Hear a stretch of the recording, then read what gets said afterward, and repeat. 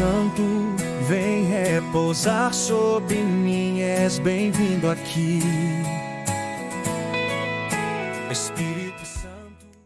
Graça e paz do Senhor Jesus a todos, bem-vindos ao canal Palavra de Deus Diária. Não esqueça de deixar o seu like, de fazer um comentário, compartilhar com mais pessoas, para que esse canal continue crescendo e assim todos possam fazer um estudo da Palavra de Deus, que é tão importante que nós conheçamos todos os dias. Hoje o capítulo 10 de Levítico vai falar de uma coisa muito triste, que foi a recusa do Senhor de não aceitar 2 filhos de Arão para fazerem um sacrifício. Isso é muito triste, você ser rejeitado pelo Senhor. Por quê? Porque eles fizeram algo que não agradou o coração do Senhor e naquele tempo eles foram consumidos na mesma hora. É a história de Nadab e Abiú, que eram filhos de Arão. Diz assim: Nadab era o primogênito de Arão e Abiú era seu segundo filho, ou seja, o primeiro, o primogênito, e o segundo filho de Arão. Deve ter sido muito duro para Arão quando Deus os tirou, os matou, porque eles fizeram uma coisa muito feia contra o Senhor. Esse capítulo então narra que eles trouxeram fogo e incenso e ofereceram ao Senhor, mas a palavra diz que era fogo estranho, ou seja, aquele fogo não havia sido pego no altar do Senhor. Provavelmente pegaram um fogo que estava lá no próprio acampamento e trouxeram para acender no altar do Senhor, o qual o Senhor não tinha ordenado, versículos 1 e 2.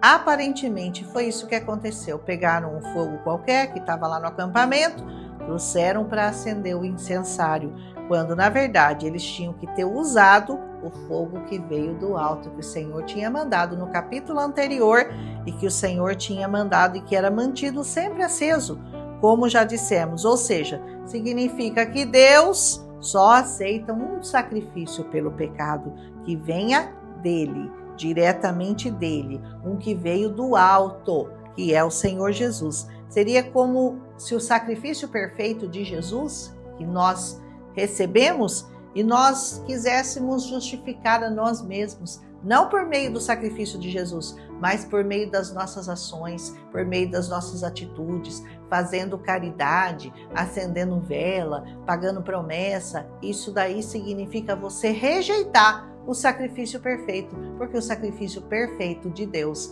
é Jesus Cristo na cruz do Calvário, e o sangue dele é o único que pode nos purificar de todo o pecado e de toda a injustiça. Então eu entendo, que esse fogo profano que não foi aceito pelo Senhor, porque não foi feito rigorosamente como as instruções que Deus havia dado. Por isso eles foram mortos imediatamente, quando Deus viu que o fogo que eles tinham trazido não era aquele fogo que ele havia mandado. Versículo 2 fala isso. Então, é a mesma coisa, como eu já expliquei. Tenta ganhar a sua salvação por você mesmo e você vai estar trazendo fogo estranho para o altar do Senhor. Só existe uma maneira de você conseguir a sua salvação, e não é por meio de fazer obras, por meio de levar sopa para pobre, por meio de acender vela. A única forma de você conseguir a sua salvação é confessando Jesus como Senhor e Salvador da sua vida. Então eles foram levados para fora do acampamento, ou seja, fora do templo de Deus. E Deus não permite nem mesmo que fizessem luto por ele. Não deixaram nem o pai nem os irmãos chorarem a morte deles, porque foi uma coisa tão séria, tão grave que eles fizeram contra Deus, sabendo que Deus havia mandado o fogo, ele mesmo havia mandado, e que aquele era o único fogo que Deus aceitaria para ser levado e para acender o incensário, e eles usaram fogo estranho, e o Senhor falou: nem chorar por eles vocês vão. Versículo 6. Não deixaram nem que chorassem a morte deles. Imagina que triste, para um pai, para os seus irmãos, que não vão nem poder chorar a morte dos seus filhos, para que o resto do povo não morresse. Deus deixou isso muito claro. E vocês chorarem por eles, o povo todo vai sofrer e vai morrer também. Versículo 7. Eles foram mortos por Deus com o fogo que saiu do próprio altar. o Senhor mandou fogo do altar para queimá-los. Imediatamente eles foram mortos. Como é séria, né? A parte da desobediência. A gente não sabe o risco que está correndo quando nós ousamos desobedecer ao Senhor, estando debaixo de um ministério de santificação, de purificação, de pregação da palavra, de cura pela palavra, de libertação pela palavra. Depois daquilo, o povo passou a temer ainda mais o Senhor, porque falou: olha, se o Senhor fez isso com os 2 filhos de Arão, que era o principal sacerdote, o que ele não pode fazer conosco? Se o Senhor não poupou o filho dele por amor a você, pensa que ele pode também. O que ele pode fazer com você se você não aceitar esse sacrifício, esse fogo que veio do alto, que hoje é o Senhor Jesus nas nossas vidas, amém? Outra coisa também que Deus fala aqui é com relação ao uso de bebidas alcoólicas. Ele diz para que eles não se apresentassem na presença do Senhor se eles bebessem. Versículo 9. Como é que hoje a gente entende isso? Não se apresente na presença do Senhor se você tiver bebido, se você tiver feito uso de bebidas alcoólicas. Como eles entravam na presença do Senhor? Não toda hora, porque ainda a habitação de Deus era um lugar específico, mas hoje nós sabemos que é diferente. Hoje nós estamos constantemente na presença do Senhor, porque o Espírito Santo de Deus que habita em nós não se afasta nunca de nós. Então, estar continuamente na presença do Senhor é ter o Espírito Santo habitando em você.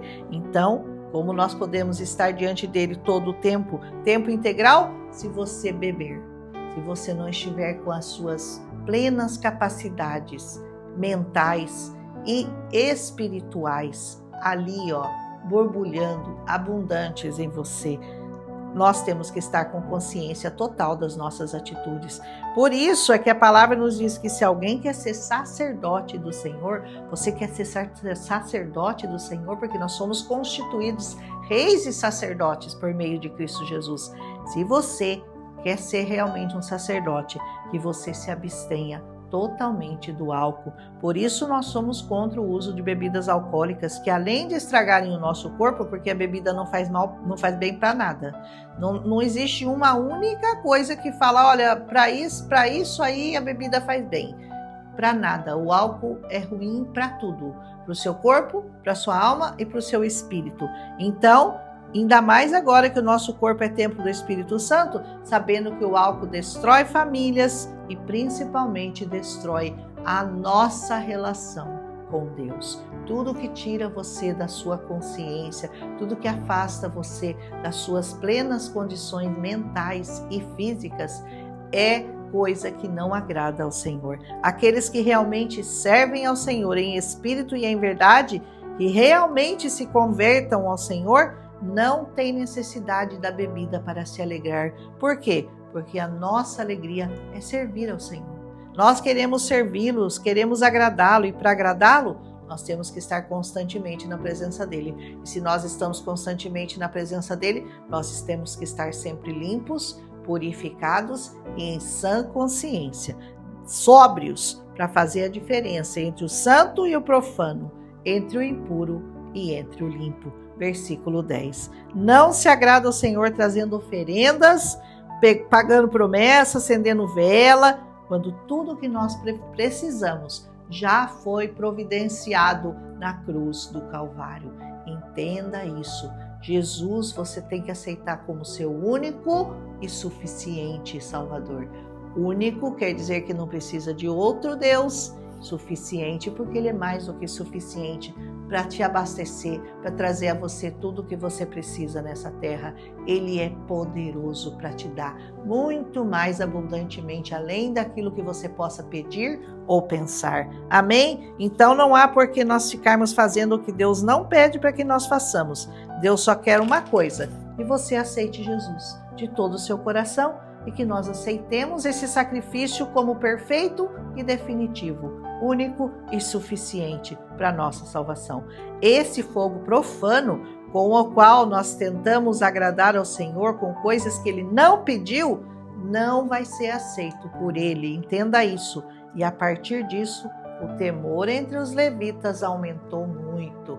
O grau de temor de fazer coisas erradas e trazer coisas profanas na presença do Senhor aumentou sensivelmente depois que o Senhor matou com o próprio fogo do altar aqueles 2 filhos de Arão. Depois disso, Moisés pede a Arão e a Eleazar que comam as ofertas que tinham sobrado, que tinham restado. Versículo 12. Porque era a porção dos sacerdotes o peito e a espádua sem gordura. Versículo 15. Mas o Arão não quis comer. Ele não quis comer e o Moisés fica irritado com ele. Versículo 17. Por que você não quis comer a oferta dos sacerdotes? E aí o Arão explica que aquelas ofertas que eles tinham trazido tamanha tragédia sobre a vida dele e sobre ele, que ele achava que elas não seriam mais aceitas pelo Senhor. Versículo 19. E o Moisés então se alegra, o que significa que ele aceitou. Ele aceitou a explicação dada por Arão para não tocar naquelas ofertas, porque tinha custado o preço para ele de 2 filhos. Cuidado com o fogo estranho, viu? No altar do Senhor. Cuidado com o que você fala. Sua boca pode trazer fogo estranho na presença do Senhor. Os nossos pecados, se eles não forem confessados e verdadeiramente você se arrepender genuinamente deles, você vai trazer fogo estranho para o altar do Senhor. Então, vamos aprender aqui com esse capítulo a trazer sempre o melhor, trazer sacrifícios de louvor ao Senhor por meio do Espírito Santo, que hoje é quem se move e quem dirige a nossa vida. Que o Senhor abençoe, que Ele te guarde, que Ele te proteja de todo mal, que você tome muito cuidado com fogo estranho no altar do Senhor. Purifique-se, limpe-se mais ainda. A palavra de Deus diz, aquele que está limpo, limpe-se mais ainda. Cada dia você levanta na presença do Senhor e você fala, Senhor, hoje eu quero me purificar, hoje eu quero me limpar, hoje eu quero ser mais limpo do que ontem. Eu não quero pecar, eu não quero falar nenhuma palavra que não agrade o teu Espírito Santo. Eu não quero fazer nada que o Senhor venha achar que é fogo estranho na minha boca. Amém? Que o Senhor te abençoe, que Ele te dê discernimento cada dia mais do poder que há nas suas palavras, na palavra dele, que é a palavra que você fala para as pessoas. Um abraço em Cristo Jesus e amanhã a gente volta com Levítico 11, que vai falar sobre os animais imundos, as características desses animais que os judeus não comem até hoje e que não podiam ser comidos também naquele tempo. Cada um tem uma característica que vai deixar muito claro para você por que o Senhor pediu para que eles não comessem. Um abraço em Cristo Jesus e amanhã a gente volta com esse capítulo 11 de animais imundos, que o Senhor vai determinar quais são os que são limpos e os que não são. Um abraço e até amanhã. Se você tiver interesse, continue ouvindo essa preciosa palavra, porque cada dia a gente aprende mais e mais coisas com o Senhor. Um abraço, até amanhã.